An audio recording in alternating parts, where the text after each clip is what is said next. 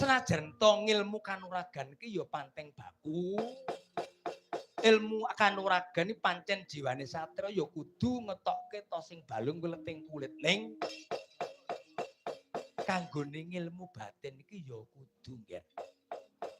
Mula gandeng tak sawang anak-anakku para gegengbong ing Praja Ngamarta ku ya teka ning Pertapan Hargalasa pun ki bungah. Aku ki bungah. Ing atase wektu dina iki sing gelem ngangsu kawruh. Ora mung para wong tuwa ning nyatane Sinoman ya gelem mersudi ing reh mulyaning urip.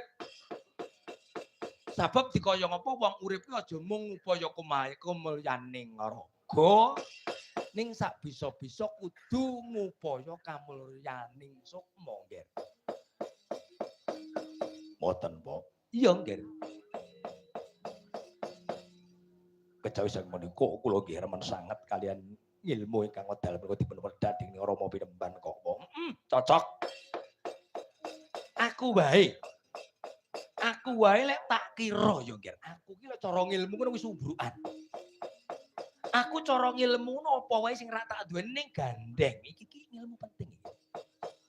Wong ki kejaba duwe ilmu kanuragan, ilmu kasampurnan iki kudu duweni. Sebab slamete urip. Nah, iki slamete urip ana ing alam donya kuwi ora urung, ora liya ya merga kejaba ngerti pranatan negara ya ngerti pranatan urip. Lah iki slamete donya nganti teka praping delahan. Dikaya ngapa ilmu kebatinan sangkan paraning dumadi iki penting ya. Aku percaya manungsa ki yen ora kesinungan ngilmu kasampurnan kowe ora bisa nampa pati kang utama. Ora wurung patine ya mesti pati nista. Lah. Ngoten wae. Iya. Mula tak kira iki si agakno wadyabala. Lho. Kae kok ana barisan segelar sepapan mrone.